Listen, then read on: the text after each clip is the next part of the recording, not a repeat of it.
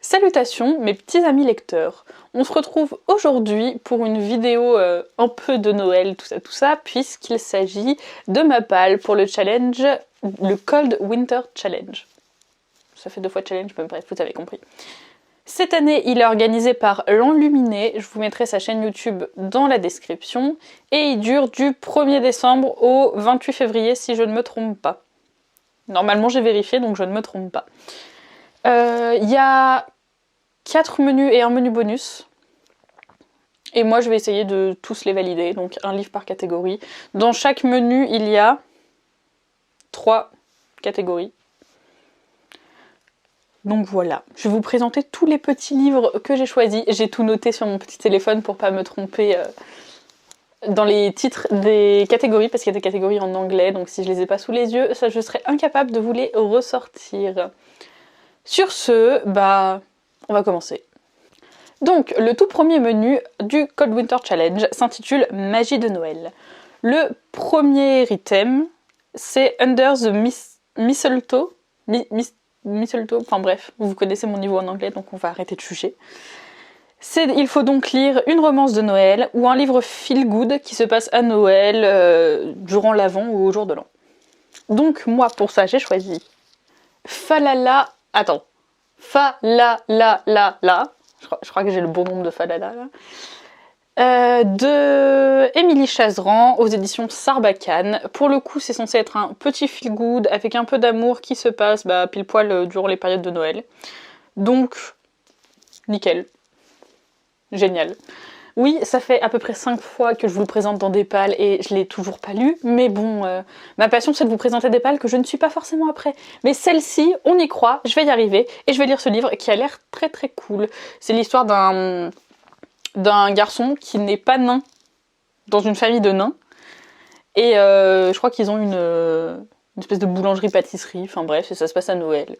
Ça a l'air tout mignon, tout feel good, nickel pour le challenge et la période. Ensuite, le deuxième item c'est raclette, et là c'est famille, amis, secret. Et donc j'ai choisi de lire L'Assassin Royal, le tome 3, La Nef du Crépuscule de Robin Hobb chez J'ai lu, avec les magnifiques couvertures, puisque on suit Fitz qui est l'assassin de la famille royale, et il y a plein de secrets, des histoires de famille, plein de trucs comme ça, des trucs qu'on ne sait pas. Il y a eu une amitié forte aussi entre Fitz et plusieurs personnes, mais je vais pas vous dire qui parce que sinon je vais vous spoiler. Mais bref, il rentre dans la catégorie et j'ai très envie de lire la suite parce que j'ai adoré les 2 premiers tomes et qu'en plus cette couverture est tout simplement magnifique. Le troisième item de ce premier menu, c'est Danse de la Fée Dragée. Et donc là, il faut lire un livre qui parle de rêves, d'univers onirique ou de la fantaisie et du fantastique. Donc moi j'ai choisi 2 livres pour cette catégorie. Tout d'abord Magus of the Library de Mitsu Izumi aux éditions Kiyun, qui est un manga qui a priori est un manga de fantaisie fantastique qui parle un peu de rêves, de livres, enfin voilà quoi. Je peux pas vous en dire beaucoup plus parce que je ne l'ai pas lu. En tout cas, ça coche la case fantaisie fantastique quoi. Et ça a l'air très très cool, j'adore la couverture, les dessins promettent d'être très jolis. Et pour cette même catégorie, j'ai pris aussi un petit, tout est relatif, roman de Victor Dixen, parce que... Est-ce que je peux faire une vidéo sans parler de Victor Dixen? Non. Merci, non je ne crois pas. Donc voilà, c'est un de ses premiers bouquins. Donc ça s'appelle Le cas Jack Spark, saison 1 été mutant, et a priori là c'est publié chez Gallimard Jeunesse. Donc l'auteur Victor Dixen, bien évidemment, forcément. Et voilà, c'est de la fantaisie fantastique, ça c'est sûr. Je suis pas sûre qu'il y ait une question de rêve, de machin onirique, mais bon, c'est fantaisie fantastique et ça rentre dedans. D'ailleurs, c'est Grand Prix de l'Imaginaire 2010. C'est une de ces anciennes sagas que je n'ai pas lue et que j'ai très envie de découvrir parce que Victor Dixen. Est-ce que j'ai besoin de dire quelque chose de plus? Non, Victor Dixen. On a fini le premier menu. Passons donc au deuxième menu qui s'appelle Hiver mystérieux. Le premier item, c'est Yule. Je sais pas si je le prononce bien. Donc, mythologie, légende, divinité. Et j'ai choisi pour cela Le Chant d'Achille de Madeline Miller, publié chez Pocket. Pareil, une édition que j'adore. J'avais adoré Circé de la même auteure, et donc là j'ai très envie de découvrir le chant d'Achille qui a de très très bons retours également. Bien évidemment ça parle d'Achille, bref ça parle de toute la mythologie grecque, tout ça, donc je pense qu'on est pile poil dans le thème. Ensuite, la deuxième catégorie, c'est Reine des Neiges, donc femme de pouvoir, féminisme ou sorcière. Et quoi de mieux que Reine d'Égypte de Chie Inodo, aux éditions Kiyun, pour parler de femme de pouvoir, hein, parce que bon, elle est quand même reine, cette petite, hein, n'est-ce pas? Donc bah j'ai très envie de le découvrir. Je l'ai toujours pas lu, alors que c'est Anne Fleur, une de mes amies, qui me l'a offert pour mon anniversaire cette année. Et je vous avouerai que j'ai très hâte de m'y plonger et que ça rentre parfaitement dans la catégorie femme de pouvoir. La dernière catégorie de ce deuxième menu, c'est New Year, New Me. Et donc là, c'est métamorphose, transformation, évolution. Pour ça, j'ai choisi le premier tome de Sailor Moon de Naoko Takeuchi chez Pika Édition, l'édition éternelle d'ailleurs, qui est extrêmement magnifique. Puisque le premier tome s'appelle, enfin j'ai vu que le premier tome en normal s'appelait Métamorphose et elle se transforme un peu en Sailor Moon, la petite quoi. Je sais même pas comment elle s'appelle, hein. Je vous avouerai que je ne connais pas du tout l'univers de Sailor Moon et que je vais le découvrir, mais que j'ai très très hâte parce qu'il est super beau et que ça me donne très envie parce que cet univers, il y a toute une hype autour et j'ai très envie de le découvrir. Le deuxième menu se termine ici, donc je vous propose de commencer le troisième qui s'appelle Marcher ensemble dans la neige. La première catégorie s'appelle Reine du Père Noël. Et là, donc, il faut choisir un livre qui parle d'animaux, de nature, d'écologie. Et je vais vous ressortir toujours le même, qui est dans mes pales depuis 150 ans, mais que je n'ai toujours pas lu.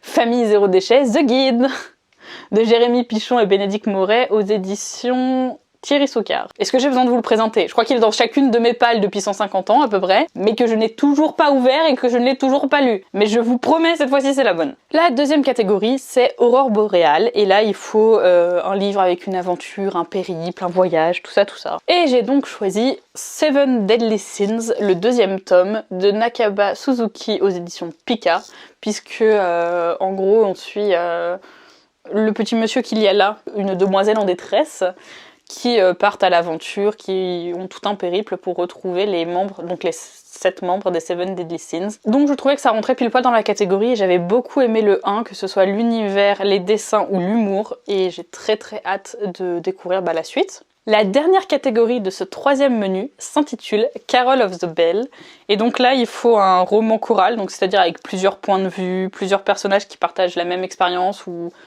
enfin, un peu dans le style Le Prieuré de l'Oranger, je sais pas si vous l'avez lu, mais en gros, il y a un chapitre Enfin, le livre est divisé en plusieurs personnages et on suit leur aventure chacun dans le même univers. C'est le même temps, mais ils parlent chacun de leur péripéties. Donc voilà, c'est ça un roman choral à plusieurs points de vue. Et donc, moi, j'ai choisi le premier tome du Trône de Fer de George R.R. Martin aux éditions J'ai lu, avec ces nouvelles couvertures qui sont absolument sublimes.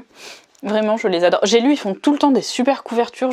Franchement, chapeau. Si mes souvenirs sont bons, Game of Thrones, enfin le Trône de Fer en français, le roman, c'est pareil, il y a plusieurs points de vue. Genre, un chapitre c'est Jon, un chapitre c'est Daenerys, un chapitre c'est Cersei. Voilà, c'est les seuls personnages que je connais parce que je les ai pas lus. Enfin si, je les ai commencés, mais j'ai déjà tout oublié. Donc là, je vais le recommencer avec cette nouvelle édition qui est super belle. Et bah, j'ai très très hâte, parce que l'univers, pareil, il a l'air juste ouf. Donc j'ai très envie de le lire. Nous avons fini le troisième menu, passons donc au quatrième qui s'appelle Hiver obscur. Et la première catégorie n'est autre que Fantômes des Noëls passés. Et donc là, il faut un livre donc avec des fantômes, des revenants, un voyage temporel ou un jeu avec les époques. Et moi j'ai donc choisi le deuxième tome de La Reine d'Égypte, toujours de Chie Inodo aux éditions Kiyun, voilà. Je dis toujours, mais en plus je dis pas les bons trucs, aux éditions Kiyun.